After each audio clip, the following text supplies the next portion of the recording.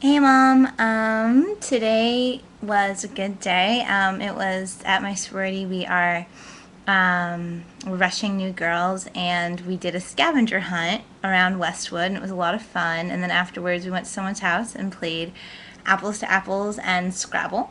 And I pwned everyone in Scrabble. Pwned means like beat everyone really badly.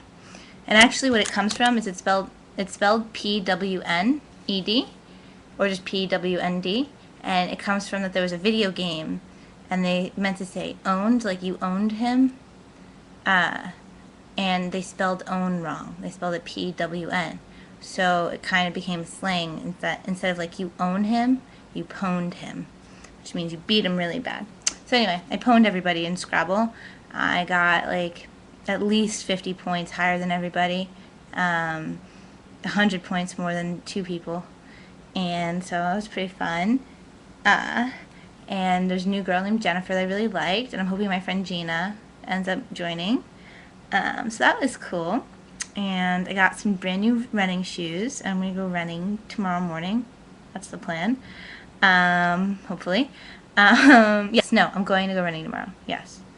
And you know, I was really touched that you asked me to put up more videos because, I know sometimes you don't always ask for what you want because you don't want to be a burden, and I was really touched that you actually asked for it, and that you were missing it, and that you were able to say that.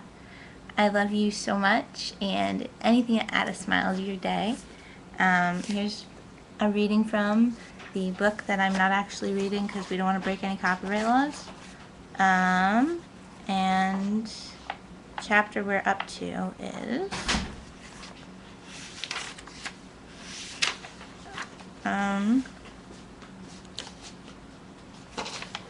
start by sitting together. When I have to work with other people, I try to imagine us sitting together with a deck of cards. My impulse is to always pull all my cards on the table face up and to say to the group, okay, what can we collectively make of this hand?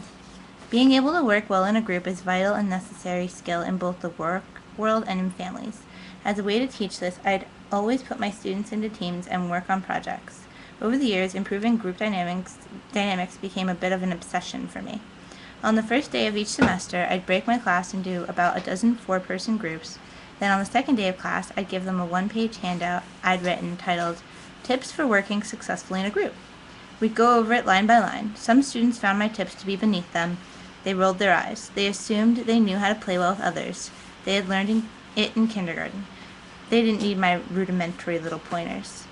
But the most self-aware students embraced the advice. They sensed I was trying to teach them the fundamentals. It was like a little like Coach Graham coming to practice without a football. Among my tips, meet people properly. It all starts with the introduction. Exchange contact information. Make sure you can pronounce everyone's names. Find things you have in common. You can almost always find something in common with another person, and from there it's much easier to address issues where you have differences. Sports cut across boundaries of race and wealth. If nothing else, we all have weather in common. Try for optimal meeting conditions. Make sure no one is hungry or tired. Meet over a meal if you can. Food softens a meeting. That's why they do lunch in Hollywood. Let everyone talk. Don't finish someone's sentences and don't talk louder or faster. And talking louder or faster doesn't make your idea better. Check egos at the door. When you discuss ideas, label them and write them down. The label should be descriptive of the idea, not the originator. The bridge story, not Jane's story. Praise each other. Find something nice to say, even if it's a stretch. The worst ideas can have silver linings if you look hard enough. Phrase alternatives as questions instead of, I think we should do A, not B. Try, what if we did A instead of B? That allows people to offer comments rather than defend one choice. At the end of my little lesson, I told my students I had found a good way to take attendance. It's easier for me if I just call you by group. I'd say, Group 1, raise your hands, Group 2. As I called off each group, hands would go up. Did anybody notice anything about this? I'd ask. No one had an answer, so I'd call off the groups again. Group 1, Group 2, Group 3. All around the room, hands shot up. Sometimes you have to resort to cheesy theatrics to break through to students, especially on issues where they think they know everything. So here's what I did. I kept going with my attendance drill until finally my voice was raised. Why on earth are all of you still sitting with your friends, I'd ask. Why aren't you sitting with the people in your groups? Some knew my irritation was for effect, but everyone took me seriously. I'm going to walk out of the room, I said, and I'll be back in 60 seconds. When I return, I expect you to be sitting with your groups. Does everyone understand? I'd waltz out, and I'd hear panic in the room as students gathered up their book bags and reshuffled themselves into groups. When I returned, I explained that my tips for working in groups were not meant to insult their intelligence or maturity. I just wanted to show them that they had missed something simple. The fact that they needed to sit with their partners, and so they could certainly benefit from reviewing the rest of the basics. At the next class, and for the rest of the semester, my students, no dummies, always sat with their groups. I'm going to do 2 more because they're really short. Do you mind? Okay, she doesn't mind. Look for the best in everybody. This is beautiful advice that I got from John Snoddy, my hero at Disney Imagineering. I just was so taken with the way he put it. If you wait long enough, he said, people will surprise and impress you. He saw things. When you're frustrated with people, when they've made you angry, it just may be because you haven't given them enough time. John warned me that sometimes this took great patience, even years. But in the end, he said, people will show you their good side. Almost everybody has a good side. Just keep waiting. It'll come out. And 37, watch what they do, not what they say. My daughter's just 18 months, so I can't tell her this now, but when she's old enough, I want Chloe to know something a female colleague once told me, which is good advice for young ladies everywhere. In fact, pound for pound, it's the best advice I've ever heard. My colleague told me, it took a long time, but I finally figured it out. When it comes to men who are romantically interested in you, it's really simple. Just ignore everything they say and only pay attention to what they do. That's it. So here it is for Chloe. And as I think about it, someday it could come in pretty useful for Dylan and Logan too. So that's 3 chapters from the book. The other thing I was going to talk about was my dream last night. And my dream last night was weird because it was so mundane. Like, I've never had a dream that's so mundane that it could have actually happened. I don't think I've ever had that happen. And last night my dream was so mundane that it actually could have happened. Like, I just dreamt that my friend Jennifer and I brought her kids to this place called Fofo Figley's, which is the same thing as like Bright Child where I used to work, just with new owners.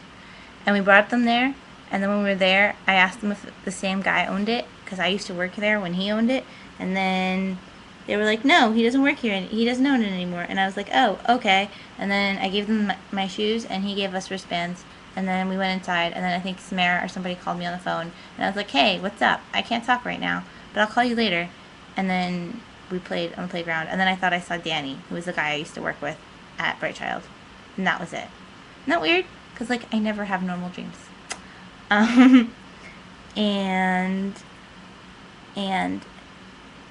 Oh, one more story, and I'm going to go off to bed. And this is something I found really hysterical. Samara got a really funny package from her mom. Now, her mom sent her really, like, weird stuff. Like, one time she sent her these, like, 3 animatronic, like, teddy bears that it didn't really function, and when you pushed a button, they were supposed to, like, sing the UCLA fight song, but they'd fall over because they were weighted in the head, and they couldn't dance right, so they were really, like, jittery. They were really funny. So then, just recently, she got another package from her mom, and she gets in the elevator, and this guy holds the door for her, and she gets in, and she opens up the package, and first thing she pulls out, and it's like this, like, pink silky thing, and when she pulls it out, it's this long, like, to the elbow gloves, like, covered in studs, like, super ugly, and all silky, and she's like, oh my god, what is my mother sending me? So she's like, whatever, and folds it up and puts it in the package. And she pulls out the next thing, and the next thing are these hot pink, like, ballet slippers, but they're just, like, for slippers for around the house, like, hot pink.